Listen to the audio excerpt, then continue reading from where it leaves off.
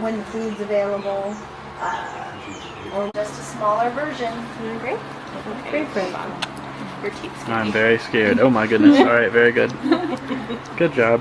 And that's Wesley, and he is especially adorable. Hi, Wesley. I like your teeth. Are his teeth yellow? So being a rodent, their teeth are continuously growing through their entire lives. So they, oh, I thought he was going in for the Wesley slide. I'm gonna do it. Okay. We survived. So, wait, do they rotate? Which one's Wesley? This one? Yeah, that's what I That's thought. Amigo. Oh my goodness. Yep, Wesley, it's not quite time for your muffins. So what? And when baby does that, baby is going to get a little bit of mom's fecal material as well, which sounds really gross. But I think when they're born, they have a fairly sterile gut. They need kind of like that starter kit to get all of the right digestive enzymes going in their stomach so that they can process. Sometimes referred to as a screaming armadillo, because one of her defense mechanisms is to let out this high-pitched scream that kind of sounds like a car alarm going off. Very loud. And then the other armadillo we have in here is cantaloupe. And cantaloupe, sorry, I'm just trying to get some of the shavings from under her, there we go, is a three-banded armadillo. We know she's a three-banded because you can count to the bands, 1, 2, and 3. But an even better way to know she's a three-banded is if she can curl, come on, do it for me. Oh my goodness. Completely into a ball just like that, you know she's a three-banded armadillo.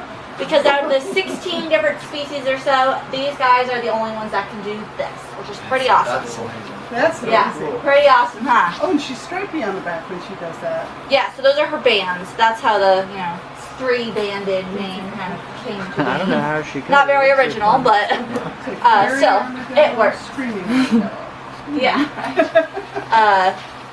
Before I tell you more about armadillos, though, just in general, I'm going to go over some She didn't really like that. I like the little hairs on there. Yeah, so those hairs work like whiskers on like a cat, so it kind of gives them that sense of what's around. Yeah. She does have a really cute nose. Hi there. Very cute. And I can lift her up if you want to, go ahead.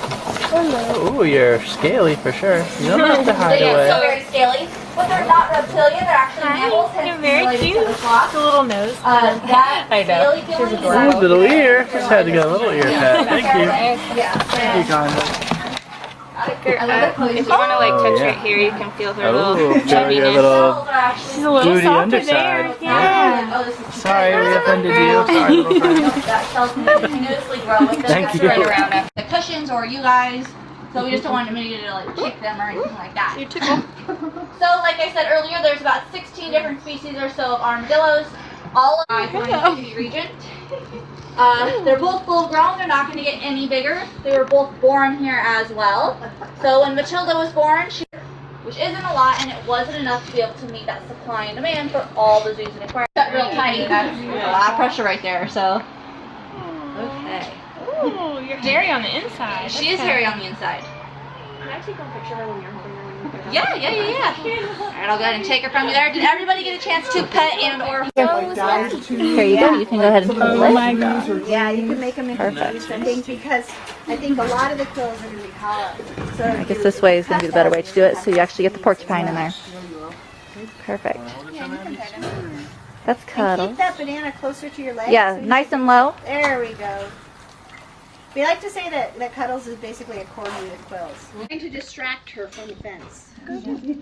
So like Wendy was saying, she just listed off 4 of the lemurs that we have here. There are 4 different types of species of lemur. But over on the island of Madagascar, there's actually over 100 different, or somewhere on that threatened and endangered species list.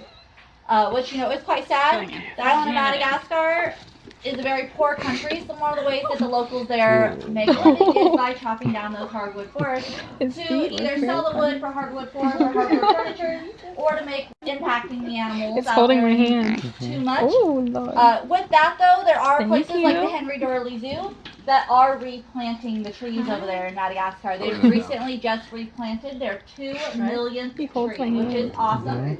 That's exactly what we want to hear. Lemurs are what's called a prosimian, which means they're a pre-monkey. They're very primitive. We know that they're a primitive primate because those tails are not prehensile, which means they're not going to be able to grab onto things like it's another appendage. Instead, that tail is going to be used as counterbalance as they're climbing down through the... If they're not interested in the treats, you can still pet them, because this is actually, it's not a treat, it's part of the tail. It describes kind of the functionality of that tail. Oh, sorry.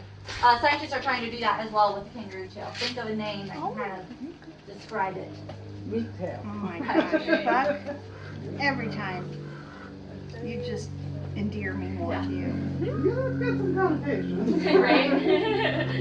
That might be why they haven't stopped. Right. There we go for that one. Lazy kangaroo. No scientists are going to come with something like so bizarre and weird. Right. Yeah, the fur is really interesting. It's kind of woolly almost. Like very dense.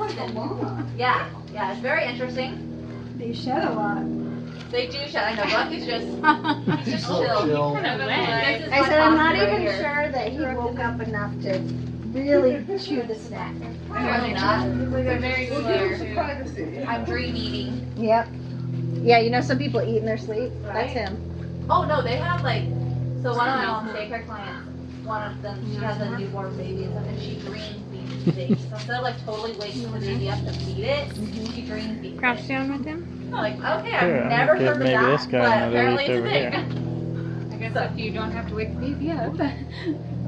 So yeah, Well, that's at that age, the babies are so instinctual. yeah, right. But yeah, I it's know really you already fun. have plenty of leaves and you may not be that worried, but if you would like this one, you're welcome to it. Years and Stem. Oh yeah, so grasp. Let me firmly grasp it. So anyway, back to kangaroos. We can talk about kangaroo babies. There we go. Kangaroos are marsupials, which means the females have a pouch. So none of ours do, because they're all boys. But the females have a pouch, and they give birth to their baby 1 month after conception. That Wow. 1 month old, yeah, it's pretty impressive. But they carry it around in the pouch for several months. So I guess, you know, give and take there. But they give birth to their baby. It's about the size of a gummy bear. And it looks very much like a gummy bear because its appendages are just these tiny little nubbins. And what that baby has to do